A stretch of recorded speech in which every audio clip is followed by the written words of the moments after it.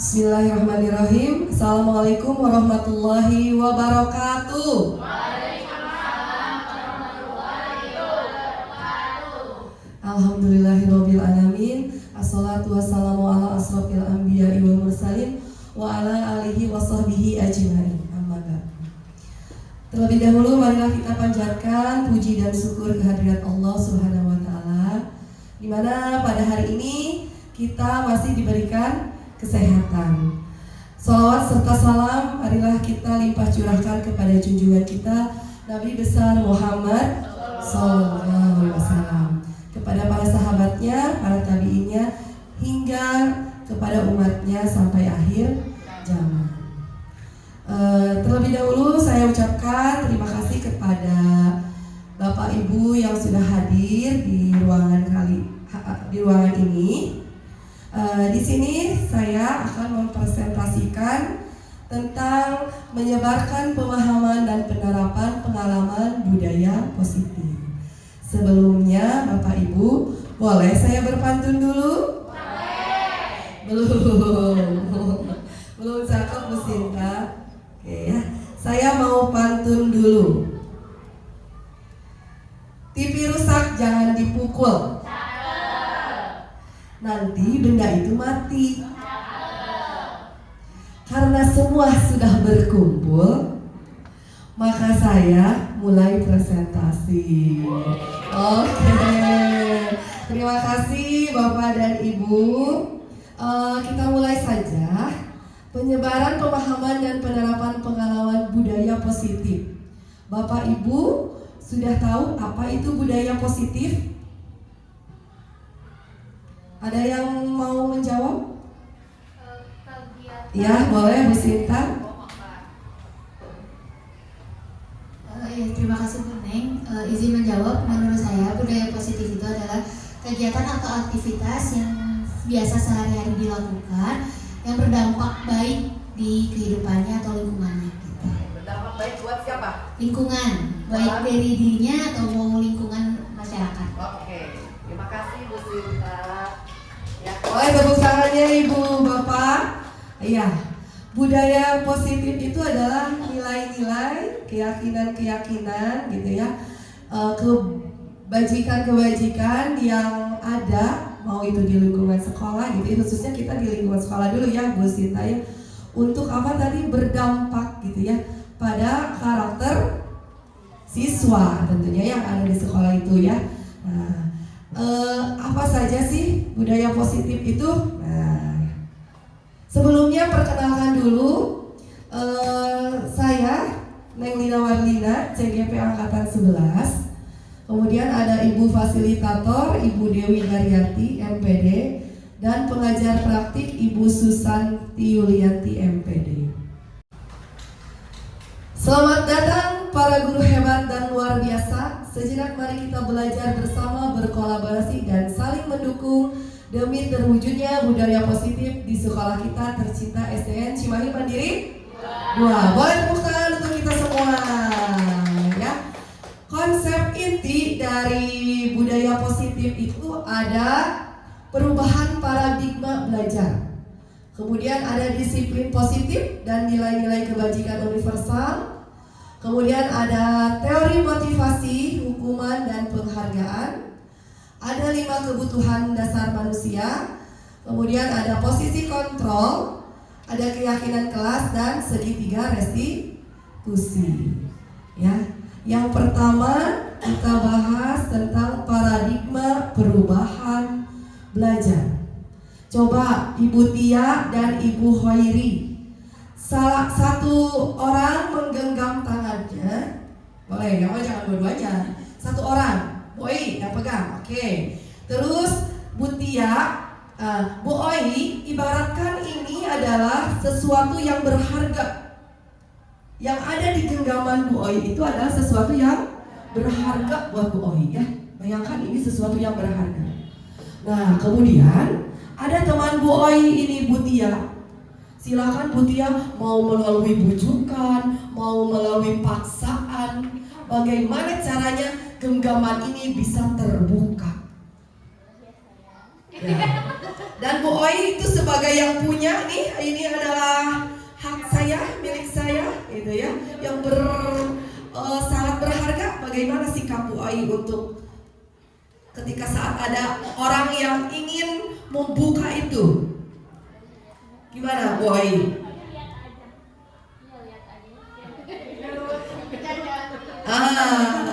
Jangan diambil.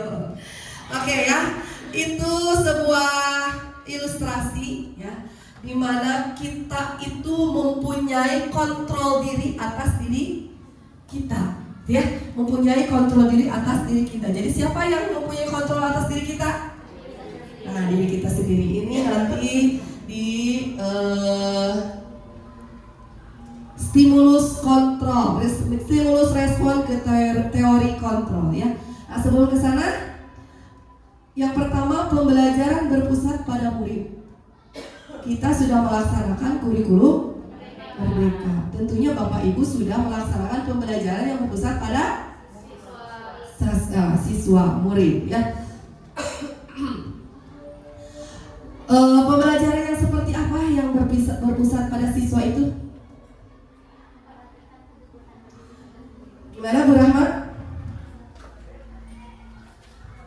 Menurut saya, pembelajaran yang berpusat pada murid adalah pembelajaran yang disusun dan dilaksanakan berdasarkan kebutuhan dan karakteristik dari murid itu sendiri. Oke, terima kasih. Tepuk tangan. Ya, betul ya Bu Rahma. Pembelajaran berpusat pada murid, jadi sesuai kebutuhan. Karena setiap murid itu mempunyai kebutuhan yang berbeda, gitu ya. Tidak sama kebutuhannya ya. Bu Rahma dengan Bu Sinta pasti beda kebutuhannya, gitu ya. Anak-anak juga seperti itu. Kemudian perubahan paradigma yang kedua, mewujudkan profil pelajar Pancasila. Nah, profil pelajar Pancasila itu dimensinya ada berapa Ibu Bapak? Pancasila beriman dan bertakwa pada Tuhan yang Esa dan berakhlak mulia, berkebinekaan global, gotong royong mandiri, kreatif dan bernalar kritis. Jadi ada berapa? 6. Ada 6. Nah, ke-6 dimensi itulah yang harus kita wujudkan ya, yang harus kita tanamkan kepada anak didik kita ya, kepada siswa kita. Nah, yang ketiga tadi stimulus respon ke teori kontrol, gitu ya. Stimulus respon ke teori kontrol. Sebelumnya kita ke miskonsepsi tentang teori kontrol, bahwa ilusi guru mengontrol murid. Ya, kita ini masih ada beranggapan bahwa murid itu bisa dikontrol oleh guru, atau guru mengontrol murid itu seperti apa? Ada yang tahu? Jadi kita memaksakan kehendak kita kepada murid, gitu ya. Itu tidak diperbolehkan ya Bapak Ibu, karena kontrol itu ada dalam diri murid. Jadi kalaupun misalnya kita maksa tapi tetap muridnya nggak mau, itu tidak akan terjadi, gitu ya. Yang kedua, ilusi bahwa semua penguatan positif efektif dan bermanfaat. Penguatan positif itu seperti bujukan. Nah, itu bujukan itu merupakan bentuk-bentuk kontrol. Ya, ternyata bujukan itu tidak efektif dan tidak bermanfaat. Karena anak itu akan melakukan sesuatu karena bujukan saja, gitu ya, bukan karena kesadaran dirinya, gitu ya. Jadi itu adalah ilusi. Kemudian yang ketiga, ilusi bahwa kritik dan membuat rasa bersalah mampu menguatkan karakter. Ya, ini biasanya dilakukan guru dengan nada yang sangat lembut sekali. Ibu sebetulnya kecewa sama kamu karena kamu sudah melakukan ini. Nah, itu teh kayak bener ke anak teh ya, ngomong teh ya. Padahal itu teh membuat anak merasa bersalah, sehingga dapat juga membuat dia menjadi malu, gitu ya. Dan itu tuh tidak membuat ada kesadaran diri dalam diri dia gitu ya. Jadi itu adalah ilusi. Kemudian ilusi bahwa orang dewasa berhak memaksa. Masih ada yang begini, kata ibu juga kamu harus begini. Nah gitu ya. Itu tidak boleh ya Bapak dan Ibu, itu ilusi. Lalu, nah ini mengubah paradigma stimulus respon ke pendekatan teori kontrol. Kita mencoba mengubah orang agar berpandangan sama dengan kita. Ya, tapi kita harus berubah.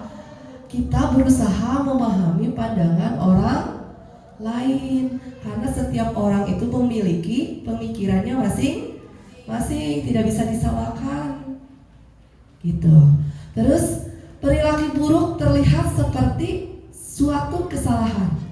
Padahal setiap perilaku itu pasti memiliki tujuan. Lalu orang lain bisa mengontrol saya. Padahal kenyataannya diri saya yang hanya bisa mengontrol diri sendiri. Seperti yang tadi yang Bu Oi lakukan. Dia akan membuka genggaman tangannya bukan atas dasar orang lain, tapi ya karena keinginan dia gitu kan. Gitu. Terus pemaksaan ada pada saat bujukan gagal. Kolaborasi dan konsensus menciptakan pilihan-pilihan baru. Model berpikir menang kalah ke model berpikir menang. Ya. Nah, disiplin positif dan nilai-nilai kebajikan universal. Disiplin positif itu berasal dari kata Latin atau bahasa Latin disciplina yang artinya belajar. Di Indonesia biasanya disiplin itu dikaitkan dengan hukuman, gitu ya. Masih ya, bahwa disiplin itu adalah hukuman. Padahal pada penerapan disiplin positif, guru atau orang tua itu harus menghilangkan yang namanya hukuman, baik secara fisik ataupun mental, ya, kekerasan fisik atau juga dengan kata-kata, gitu ya. Itu kan tidak boleh ya Bapak Ibu.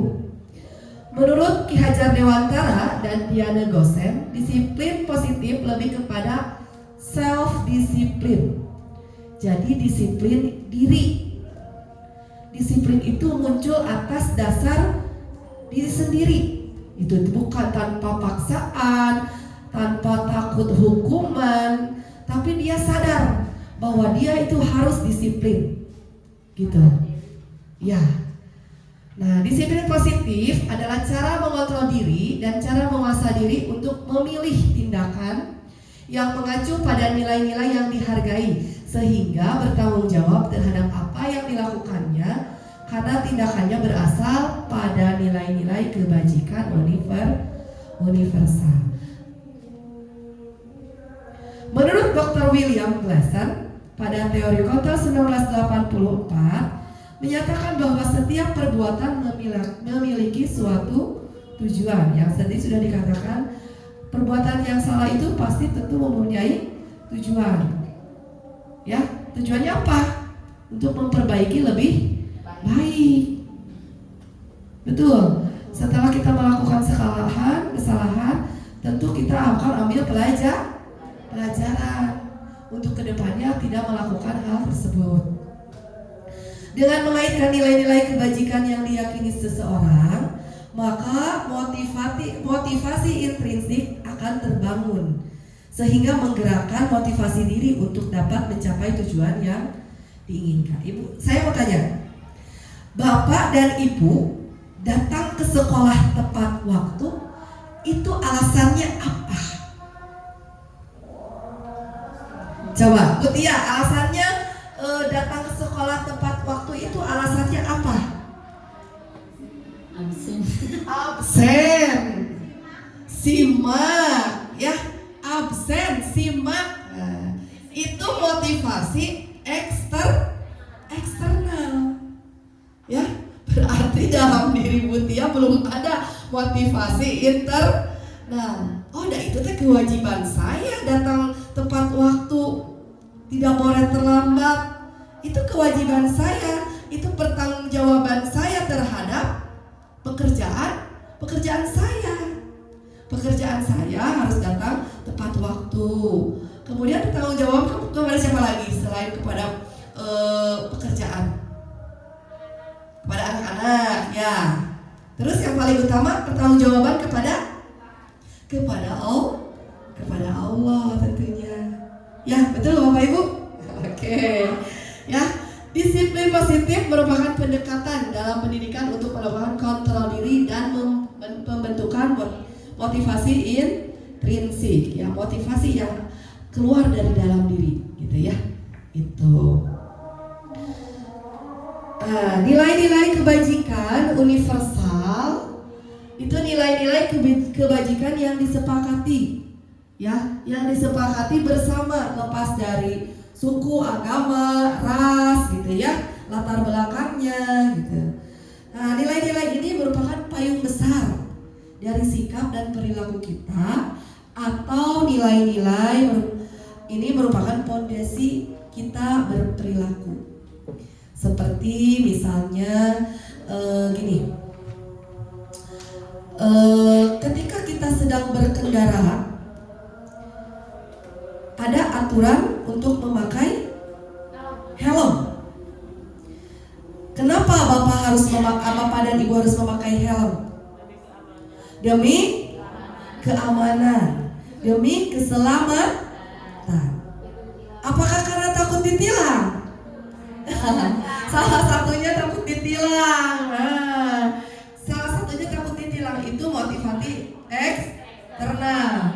Motivasi internalnya atau intrinsiknya menjaga keselamatan, gitu ya. Menurut Dr. William Glasser, ini udah ya tadi ya. Menurut Diana Glasser mengupakan bahwa nilai-nilai kebajikan yang diyakini seseorang akan motivasi intrinsiknya akan terbangun sehingga menggerakkan motivasi dalam untuk mencapai tujuan mulia yang diinginkan. Nah, nilai-nilai kebajikan yang diharapkan dapat dicapai oleh setiap anak Indonesia yaitu profil belajar Pancasila, gitu ya. Nah, ini apa bedanya hukuman, konsekuensi, dan restitusi? Yang pertama hukuman. Hukuman itu tidak akan berjalan bila murid tidak takut. Benar? Pasti ada beberapa murid yang melanggar karena tidak takut akan hukuman. Maka itu tidak akan berjalan. Ya. Kemudian mendorong menyalahkan diri. Anak belajar menyembunyikan kesalahan. Dan hukuman itu dibuat oleh guru, biasanya sepihak dan spontan. Biasanya spontan dilakukan oleh guru. Datang terlambat, lari 30 keliling lapangan, gitu ya. Dan tidak rasional. Anak datang terlambat, tapi dihukum dengan hukuman yang tidak rasional. Apa hubungannya datang terlambat dengan lari? Ya, gitu. Kemudian mencoba anak dengan penguatan negatif. Konsekuensi. Nah, kalau konsekuensi itu memerlukan monitoring, jadi harus terus dimonitoring oleh guru. Dan supervisi, gitu ya. Terus mendorong kepatuhan. Ya, mungkin anak bisa patuh, gitu ya. Dengan konsekuensinya, takut nanti kalau misalnya aku datang terlambat, nah misalnya berarti dia harus pulang terlambat juga, itu namanya konsekuensi, ya. Kalau misalnya dia datangnya terlambat, berarti konsekuensinya dia harus pulang terlambat, gitu. Anak belajar taat peraturan. Nah, ini dibuat oleh guru dan murid untuk mengontrol anak dengan penguatan positif. Nah, kalau restitusi, murid belajar bertanggung jawab untuk perilakunya. Mendorong disiplin positif. Anak belajar memecahkan masalah. Kalau misalnya kamu datang terlambat, hal apa yang harus kamu lakukan supaya tidak datang terlambat? Ya, itu dia punya masalah kan, masalahnya datang terlambat. Nah, dipecahkan di restitusi ini. Nanti ada contohnya ya di belakang. Dibuatnya oleh murid. Kemudian anak-anak paham bahwa dirinya sendiri yang memegang kendali kontrol. Nah, kita bermain dulu nih. Ini ada tindakan guru. Kemudian ini termasuk hukuman atau konsekuensi. Coba nomor 1, Wenda. Bacakan dulu. Mencatat 100 kali dalam bentuk kalimat, saya tidak akan terlambat lagi karena terlambat ke sekolah. Menurut saya ini termasuk konsekuensi. Konsekuensi. Mencatat 100 kali di dalam kalimat, saya tidak akan terlambat lagi karena terlambat ke sekolah. Apakah konsekuensi atau hukuman? Kenapa konsekuensi? Bukan, ini kan disuruh oleh guru. Tindakan guru teh mencatat 100 kali di dalam buku kalimat. Nah, gitu. Apa? Hukuman? Coba kita cek jawabannya ya. Teng. Jawabannya adalah hukuman. Tepuk tangan. Karena tadi tidak rasional ya. Kalau terlambat itu dihukum dengan dia harus menulis kalimat saya tidak akan terlambat lagi. Apa itu efektif? Ya, kapungkur ya Bu ya. Sekarang sudah berubah ya Bu ya. Oke. Kemudian lari mengelilingi lapangan basket 2 kali karena terlambat hadir di sekolah. Hukuman. Jelas ini mah ya hukuman ya. Hukuman, betul. Kemudian yang ketiga, Bu Sri, coba. Membersihkan coretan yang dibuatnya di meja tulis. Konsekuensi.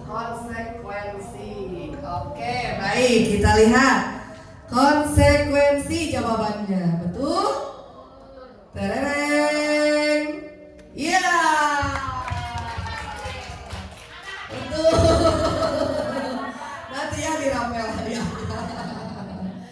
Yang ke empat, coba siapa? Mutia.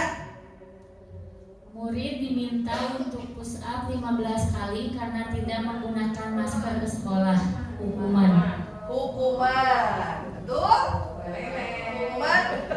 Tereng. Jawabannya adalah hukuman. Kesini Utati. Yang selanjutnya Menggantikan kertas tugas teman yang telah dicoret-coret. Ini tuh telah dicoret-coret olehnya apa temannya? Ya ini mah konsekuensi. Coba kita lihat, betul tidak konsekuensi? Iya, betul. Sekarang Bu Haji. Terakhir. Berjemur di lapangan basket pukul 12 siang karena mengobrol dengan teman. Berarti hukuman. Coba kita lihat. Hukuman. Iya. Jadi sudah paham ya Bapak Ibu ya, mana hukuman, mana konsekuensi. Karena hukuman itu biasanya tidak relevan gitu ya dengan misalnya terlambat datang ke sekolah dengan apa yang harus dilakukan oleh siswanya itu tidak relevan, tidak sesuai gitu ya, seperti itu. Kalau misalnya tadi membersihkan coretan yang dibuatnya di meja tulis, ya itu konsekuensi. Ya wayahna karena kamu sudah menulis ya harus dihapus gitu ya. Tapi tong sama di poporomosnya Bu, pokoknya ibu tanya iya kudu bersih. Gak seperti itu ya nyuruhnya. Lanjut lagi. Nah, tadi sudah di awal juga sudah dibicarakan bahwa motivasi itu ada dua ya. Motivasi perilaku manusia itu ada dua. Ada motivasi eksternal dan ada motivasi internal. Nah Bapak Ibu, saya mau tanya, jika Bapak Ibu melaksanakan pelatihan itu karena apa? Karena apa Mas Inta? Karena RHK? Karena sertifikat berarti ya? Hah? Coba salah satunya itu. Tapi yang salah duanya? Oh salah duanya. Tapi yang utamanya adalah ya mencari ilmu dan pengembangan diri ya. Nah, yang tadi untuk mencari sertifikat gitu ya. Nah, Bapak Ibu, saya mau berbagi sedikit. Saya mengikuti CGP ini gitu ya. Yang pertama itu karena saya disuruh oleh ibu kepala sekolah ya, ketika itu Ibu Iis gitu ya. Di situ saya merasa ingin penghargaan dari beliau gitu ya, itu motivasinya gitu, karena ingin penghargaan dari kepala sekolah. Ayo Bu Neng ikut, ya saya ikut aja gitu ya. Bukan belum ada dalam diri sendiri, belum, tapi ketika saya melaksanakan kegiatan ini, kegiatan CGP ini, luar biasa Bapak Ibu, ilmu yang didapatnya itu banyak sekali. Dan itu insya Allah harus saya terapkan di sekolah ini, dan tentunya berkolaborasi dengan Bapak Ibu semuanya gitu ya. Butuh sekali kolaborasi dengan Bapak Ibu semuanya gitu ya. Saya tidak bisa berjalan sendiri tentunya begitu. Jadi motivasi eksternal itu motivasi yang ada yang dari luar gitu ya, untuk menghindari ketidaknyamanan atau hukuman, atau untuk mendapat imbalan atau penghargaan dari orang lain. Kemudian juga misalnya gini nih, Bu Sri teh, wah saya mapang pagi, nah datang teh yuk jam 6 udah ada di sekolah. Kadang itu ada di dalam diri Bu Sri bahwa saya ingin paling ini gitu ya, ingin dihargai nih, ingin mendapat penghargaan orang lain misalnya ya Bu ya. Oh tidak, tapi karena ya bagus sekali, luar biasa Bu Sri ya. Berarti itu ada di motivasi internal ya, untuk menjadi orang yang mereka inginkan dan menghargai diri sendiri. Berarti Bu Sri sudah menghargai diri sendiri. Karena kalau terlambat itu Bu Neng sopa paretot sebenarnya itu para rukunya. Menghindari macet, betul ya. Ya, luar biasa Bu Sri ya, aplaus dulu dong buat Bu Sri. Betul Bu Sri ya, seperti itu. Tadi kalau Bu Tia mah bilangnya takut nggak keburu simak, nah, berarti takut kena hukuman tidak mendapatkan TKD ya. Oke, baik itu ya, perilaku motivasi perilaku manusia. Nah selanjutnya ada kebutuhan dasar manusia. Yang pertama ada bertahan hidup. Kebutuhan bertahan hidup seperti apa saja? Sandang, pangan, papan. Ya, setiap orang itu memiliki kebutuhan dasar itu ya, betul ya Bu Lydia ya. Kemudian kasih sayang dan rasa diterima. Ayeuna lamun datang ke sekolah ya Bu Sinta, dibaledan ku guru-guru teh, kumaha perasaanana? Nangis ya. Sedih gitu ya, karena setiap orang itu ingin sekali disayang, ingin sekali diterima gitu ya. Terus selanjutnya kebebasan. Kebebasan dalam hal apa ini? Berpendapat, memilih ya, bebas memilih. Saya pengen ini, bisa nggak gitu ya, itu memilih. Saya maunya begini, kebebasan. Kemudian ada kesenangan. Wah ibu-ibu ya, komonya butuh healing, butuh kesenangan gitu ya, pasti ya butuh kesenangan. Kemudian yang terakhir butuh penguasaan.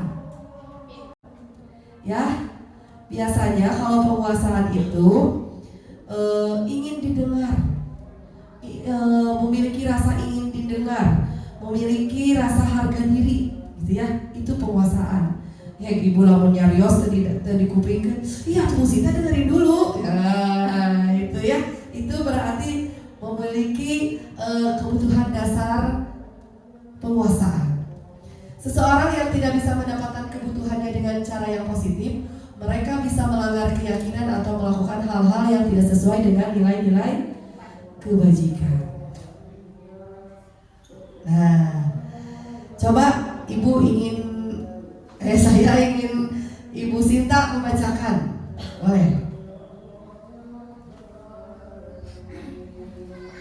Ibu Mawar, guru kelas 2 di SD Pelita Hati. Ya? 2C. Ibu Mawar, guru kelas 2C di SD Pelita Hati, sedang bingung menghadapi ulah salah satu murid di kelasnya. Doni, beberapa anak di kelas 2C telah datang padanya dan mengeluh. Doni yang seringkali meminta bekal makan siang mereka dengan paksa. Jika Anda menghadapi situasi seperti Ibu Ambar, Ibu Mawar, ya, apa yang akan Anda lakukan? Menurut Anda, kira-kira apa alasan Doni melakukan hal itu? Ya, kira-kira bagaimana Bu Sinta? Kira-kira karena dia nggak ada bekal, Ibu lapar gitu, nggak ada uang gitu, mungkin ekonominya kurang atau gimana, mungkin kayaknya. Ya, kata Bu Sinta mungkin Doni sedang lapar. Berarti Doni apa tadi kebutuhan apa yang Doni ini? Kebutuhan bertahan hidup. Doni lapar sehingga dia, atau ada lagi nggak yang lain? Kasih sayang, mencari perhatian, ya. Bisa saja Doni itu sedang mencari perhatian gitu ya, karena ingin merasa diterima juga ya oleh teman-temannya. Atau kira-kira apa lagi?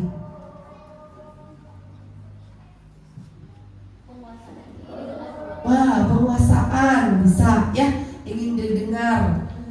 Terus kebebasan, gimana kebebasan?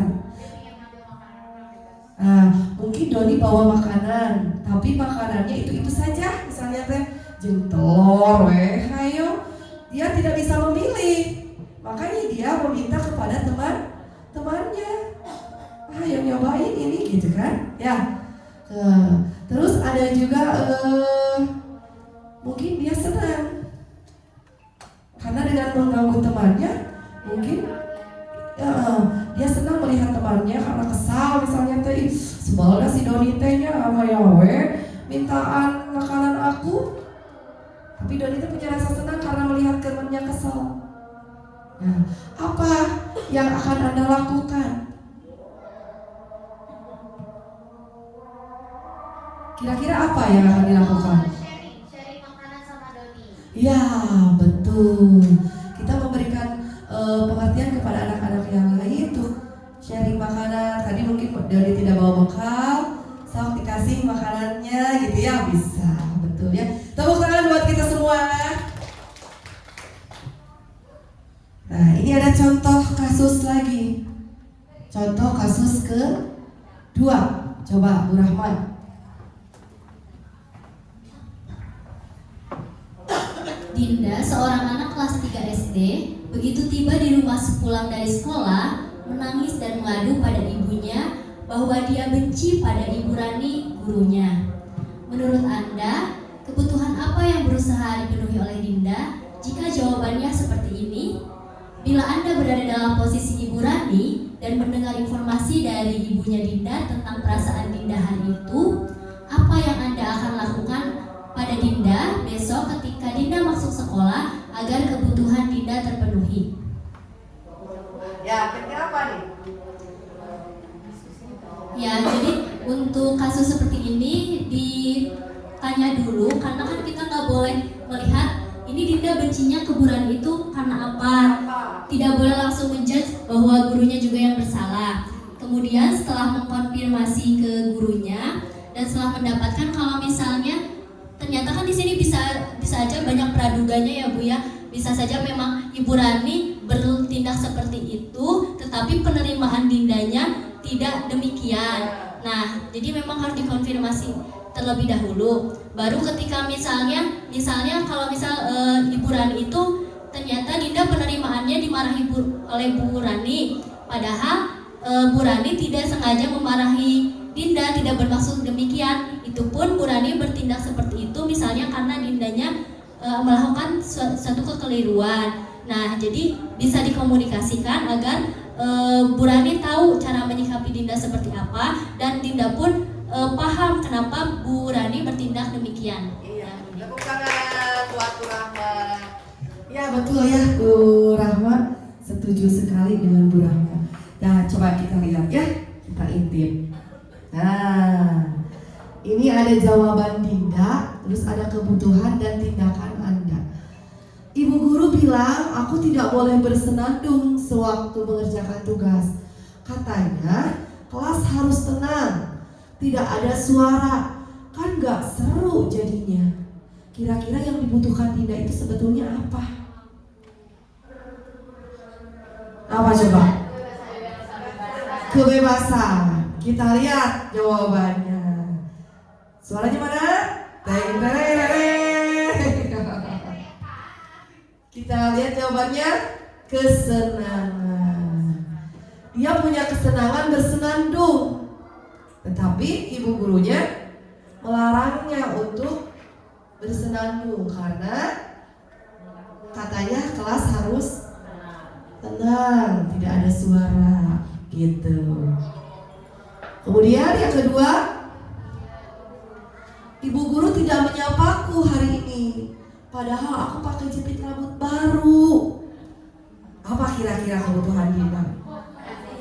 Kasih sayang, diperhatikan gitu ya, pengen diakui, dirasa diterima gitu ya. Coba lihat, betul tidak jawabannya? Iya betul, tepuk tangan dong. Selanjutnya, aku bosen. Nah, masa belajarnya cuma gitu-gitu aja? Dengerin ibu guru aja. Apa nih kata kira-kira kebutuhan Dinda? Kebebasan. Dia bosen nih. Aku udah bosen nih dari tadi, belajar tuh gini-gini aja. Dia butuh pilihan. Dia pengen sesuatu yang menyenangkan ya.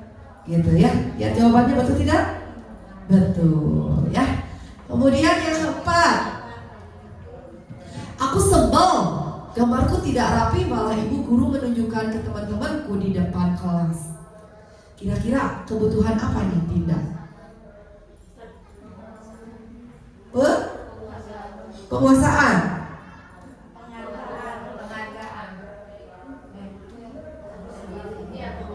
Penguasaan. Kita lihat jawabannya. Penguasaan, betul. Karena dia ingin apa? Aku sebel gambarku tidak rapi, malah ibu guru menunjukkan ke teman-temanku di depan kelasnya. Hah? Ya, harga dirinya, karena dia memiliki harga diri, dia nggak mau dijatuhkan harga dirinya ya. Jadi Dinda ini memiliki kebutuhan penguasaan. Kita sampai sini ya ibu bapak. Oke. Nah, ada 5 posisi kontrol guru. 5 posisi kontrol guru.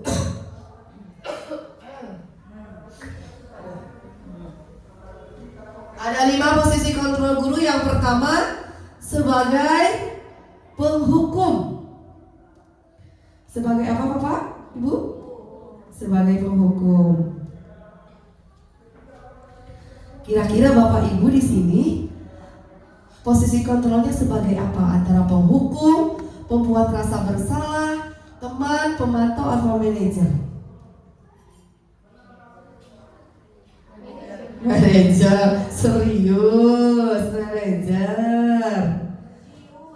Oke. Kalau posisi guru sebagai penghukum itu guru menghardik atau menunjuk-nunjuk, gitu ya. Kemudian berkata, kalau kamu tidak melakukannya, saya akan ini kayak mengancam, gitu ya. Awas ya kamu ya. Nah, itu berarti guru sebagai penghukum. Nah, guru sebagai pembuat rasa bersalah. Ini walaupun gurunya berkatanya lembut, nih kayak Bu Endang itu selalu lembut kalau berkata.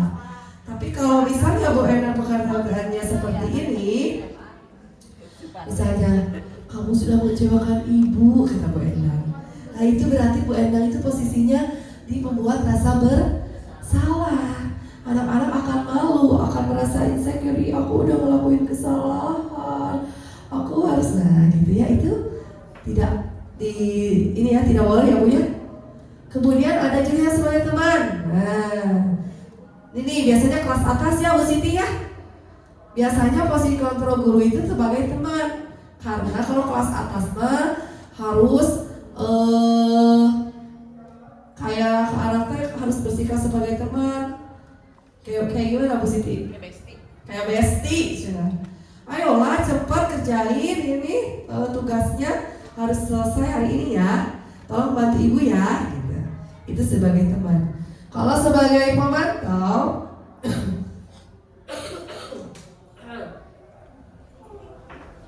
ini guru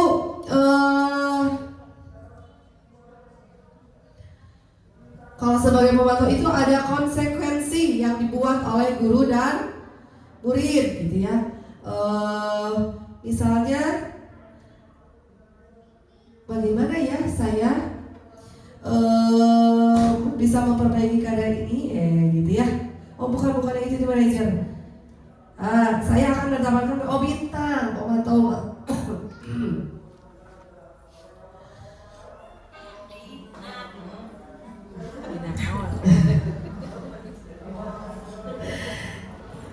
Saya akan dapat beberapa bintang kalau melakukan hal itu, gitu ya. Misalnya, ayo anak-anak, kalian harus bersikap ramah, nanti ada bintang kayak reward gitu ya. Nah itu juga sepertinya tidak boleh ya. Nah itu tuh kalau misalnya jadi teman, itu guru tidak boleh memposisikan diri sebagai teman, karena itu guru dapat merusak marwah sebagai guru. Tetap saja guru itu harus berada di atas murid, gitu ya. Jadi tidak boleh terlalu dekat dengan murid seperti itu. Nah, ya biasanya guru-guru SMA, SMP karena mereka guru-guru muda, gitu ya. Sedangkan anak-anaknya juga udah dewasa, gitu ya. Biasanya dilakukan seperti itu, gitu. Banyak pertanyaan, Ibu boleh tidak kalau berposisi guru sebagai teman, gitu ya. Ternyata instruktur bilang itu tidak boleh karena itu akan merusak marwah guru, gitu ya. Nah, terakhir sebagai manajer. Nah, kalau sebagai manajer ini nanti kita akan, misalnya seorang siswa itu melakukan kesalahan, maka kita mencari solusi bersama. Jadi solusi itu ada atau hadir bukan dari diri siswa, bukan dari guru, tapi dari siswa. Nih, kamu sudah melakukan ini, terus kamu harusnya bagaimana? Ditanya siswanya, ya Bu harusnya aku misalnya datang terlambat. Kenapa datang terlambat? Misalnya karena aku bangunnya kesiangan. Oh, berarti apa yang harus kamu lakukan? Oh berarti saya tidak boleh bangun kesiangan ya Bu? Iya. Nanti dia sendiri yang punya solusinya. Kita hanya mengarahkan saja, gitu ya. Dengan nanti ada pertanyaan-pertanyaan untuk menggalinya, gitu ya. Nah, ini ada pertanyaan, kemudian siapa yang mengatakan, saya kecewa sekali dengan kamu. Itu posisi kontrol gurunya di mana? Penghukum, membuat rasa bersalah, teman, pemantau atau manajer? Pembuat rasa bersalah. Yang kedua, kamu tidak pernah benar melakukannya. Penghukum, ya. Ayolah lakukan demi saya. Teman, bagaimana kamu bisa menyelesaikan masalah ini? Manajer. Terus kamu tidak akan mendapatkan bintang bila tidak menyelesaikan tugas ini ya? Pemantau. Coba kita lihat jawabannya. Betul? Ya. Betul ya Bapak Ibu. Wah hebat ih Bapak Ibu ih. Selanjutnya keyakinan kelas. Bapak Ibu sudah membuat keyakinan kelas? Sudah.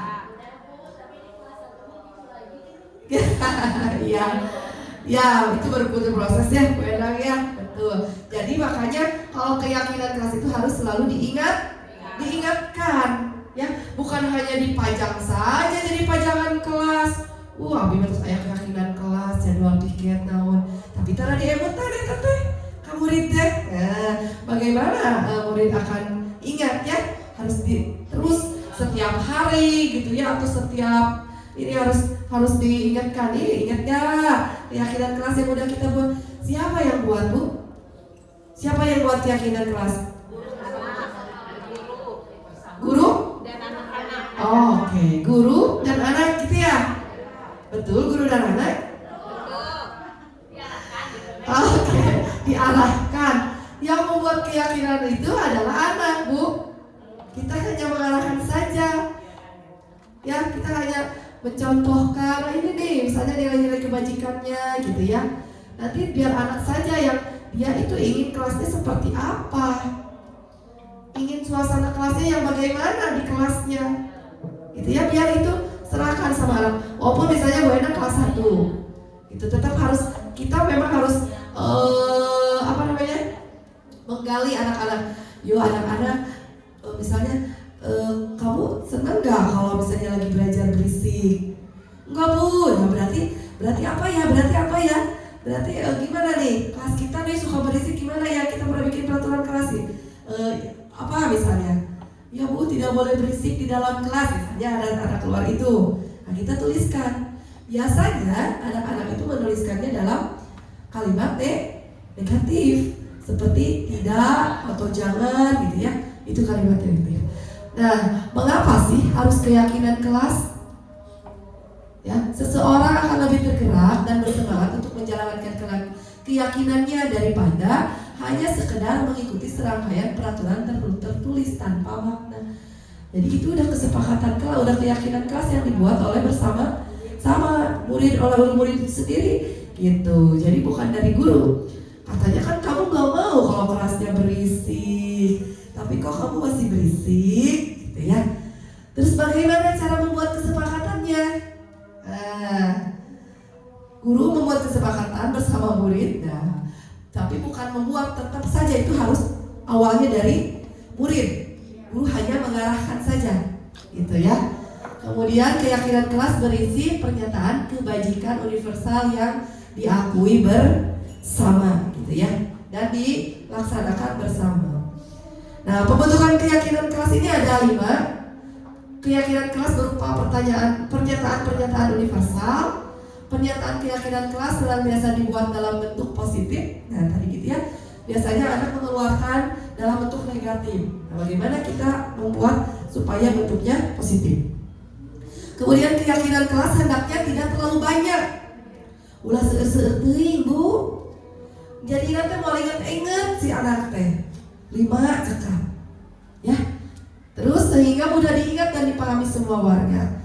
Keyakinan kelas sebaiknya sesuatu yang dapat diterapkan di lingkungan tersebut. Semua warga kelas hendaknya ikut berkontribusi. Jadi gini, ke anak-anak harus datang tepat waktu, ari guru terlambat wae, kesiangan gitu kan, gitu ya. Ini ada contoh ketika saya membuat keyakinan kelas.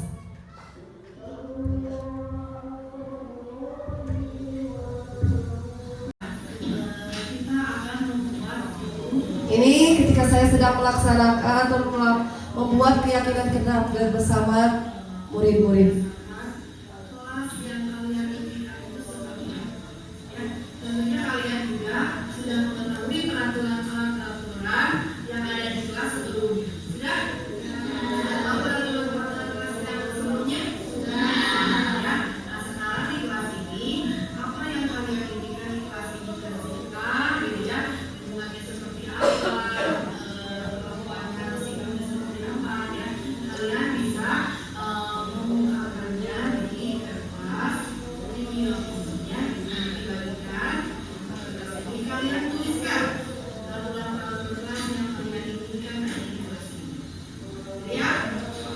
Jadi peraturan-peraturan kelas yang harus disepakati itu munculnya dari anak dulu.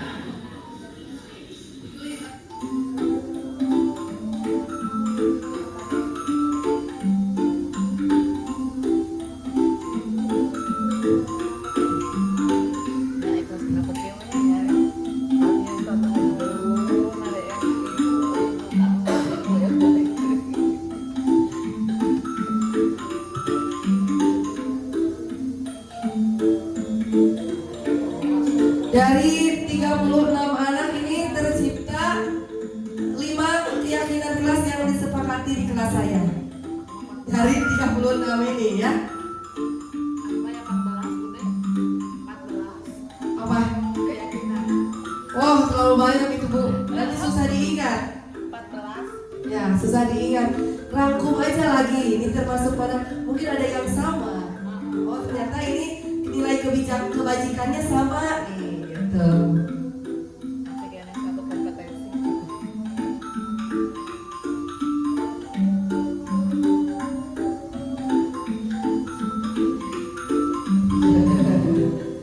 Dipercepat supaya nggak terlalu lama.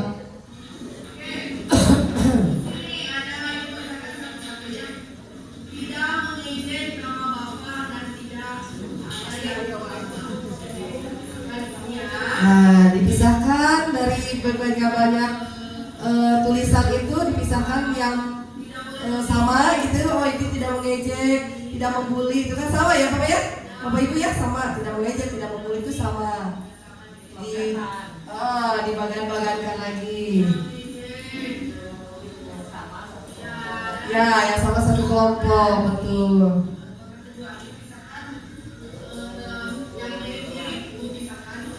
Nah, yang mirip-mirip.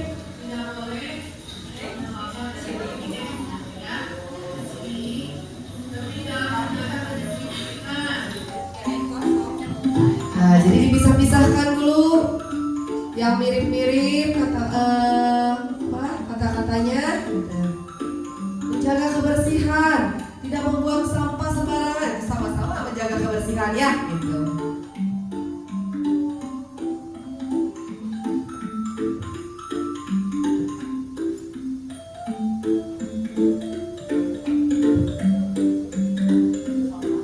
Nah, kemudian ini biasanya anak-anak itu memang menuliskan kalimatnya dalam kalimat negatif.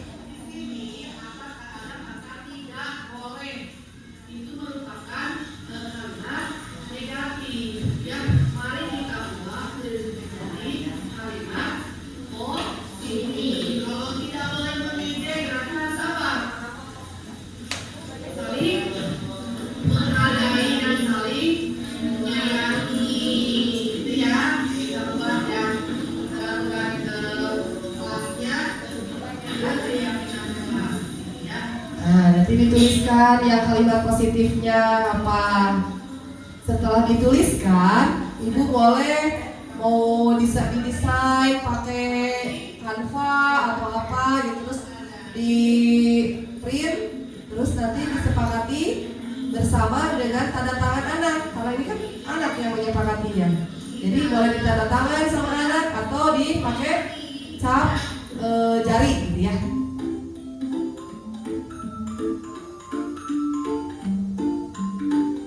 Nah, ini mengubah dulu dari kata negatif dari kalimat negatif ke kalimat positif.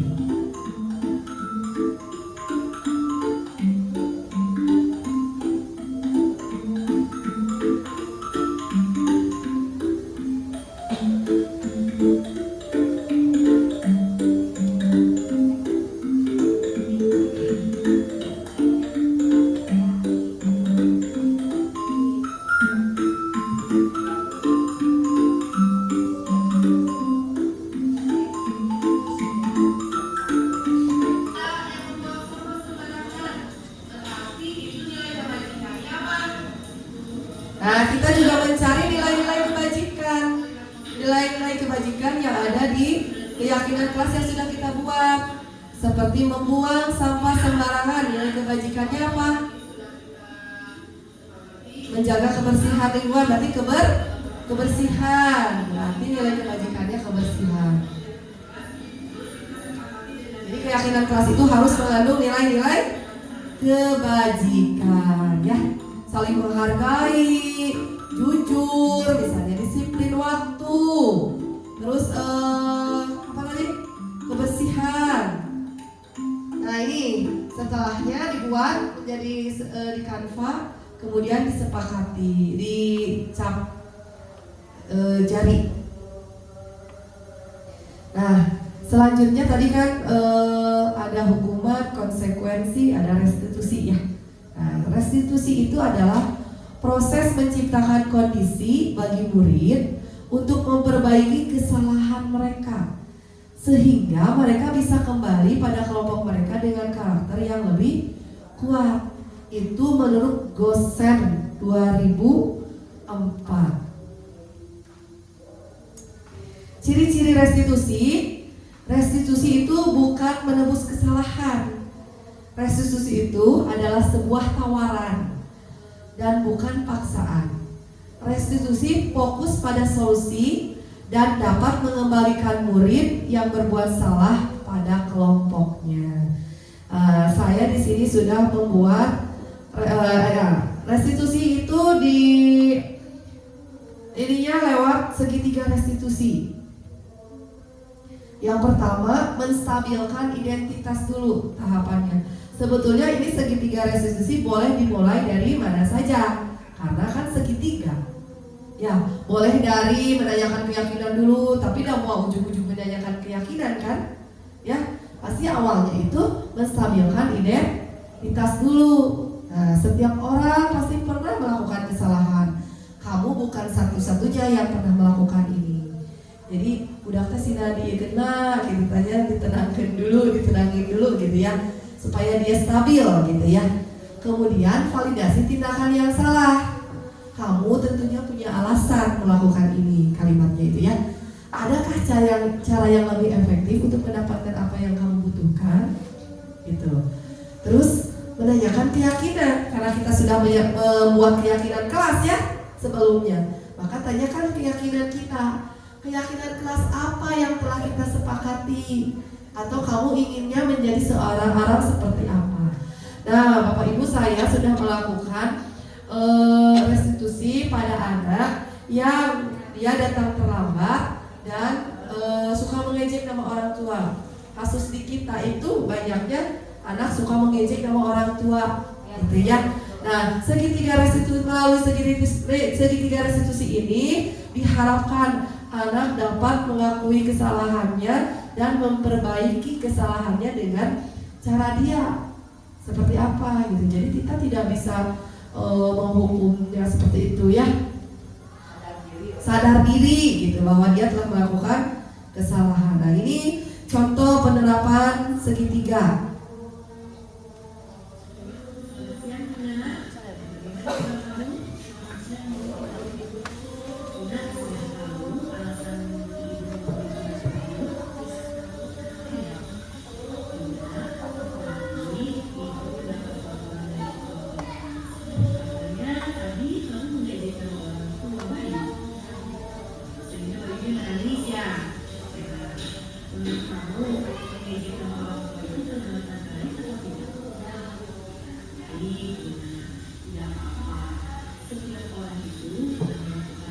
Nah, ini kata-katanya, setiap orang itu pernah melakukan kesalahan.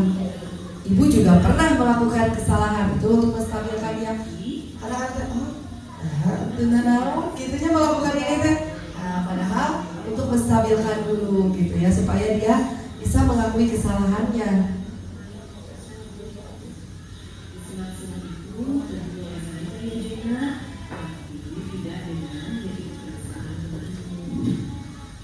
Yang pertama ya Bapak Ibu, lanjut ke kasus yang kedua.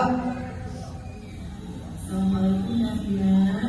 Ini sudah tahu alasan dihukum Nafina? Ya betul. Nafina, tadi kamu datang ketika pembiasaan dan ya. Menurutmu datang ke rumah itu perbuatan baik atau tidak? Jadi tidak apa-apa ya Nafina. Setiap orang itu kesalahan itu juga pernah melakukan kesalahan.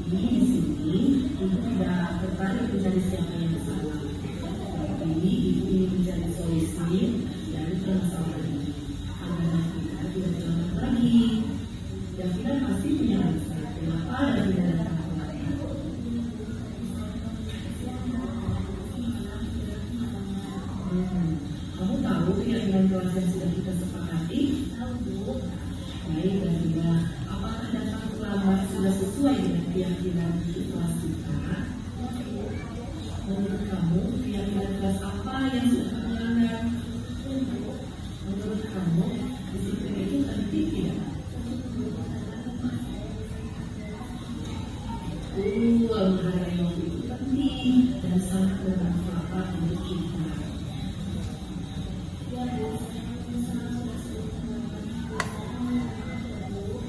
Baik dan benar, jika kamu sudah naik dengan teman-teman, menurut kamu, apa yang akan kamu lakukan agar kamu tidak datang atau terlambat lagi?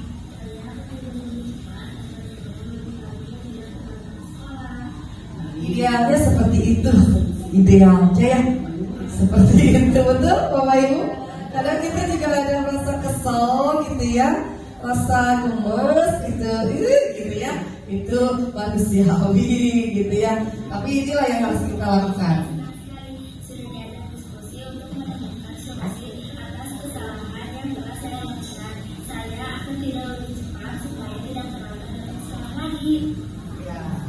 Jadi intinya anak yang harus menemukan solusinya sendiri gitu ya. Apa yang bisa dia lakukan nih untuk mengatasi masalah yang dia hadapi gitu ya. Seperti itu Bapak Ibu. Untuk presentasi hari ini saya cukupkan sekian. Terima kasih, semoga kita semua mendapatkan ilmu yang bermanfaat dari presentasi ini gitu ya. Saya penutupannya mau pakai pantun. Belum. Ya.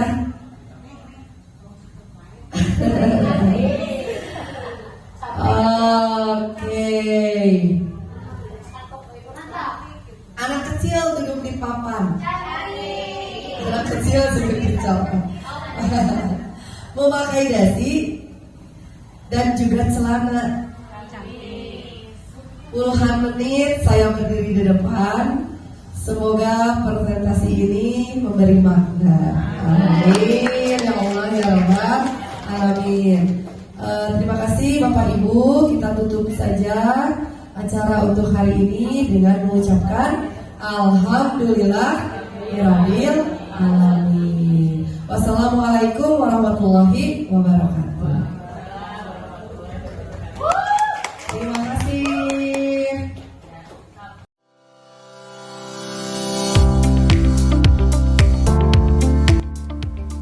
Assalamualaikum warahmatullahi wabarakatuh. Perkenalkan, saya Rahma, wali kelas 3A SDN Cimahi Mandiri 2. Alhamdulillah, setelah mengikuti diseminasi tentang budaya positif yang disampaikan oleh Ibu Nelina, saya menjadi paham bahwa proses pendisiplinan itu faktor utamanya harus dari diri peserta didik atau faktor internal.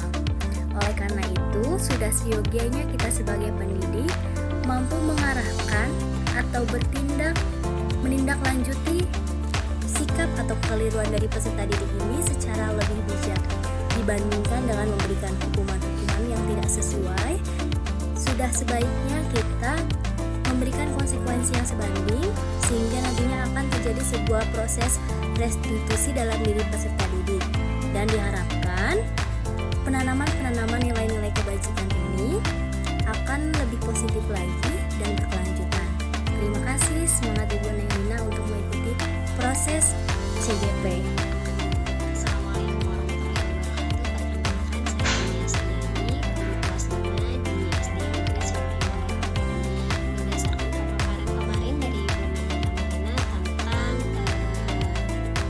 budaya positif, itu sangat bermanfaat sekali untuk saya khususnya dan para guru, karena menerapkan banyak sekali budaya positif yang perlu kita kuasai dan kita sampaikan atau kita terapkan dalam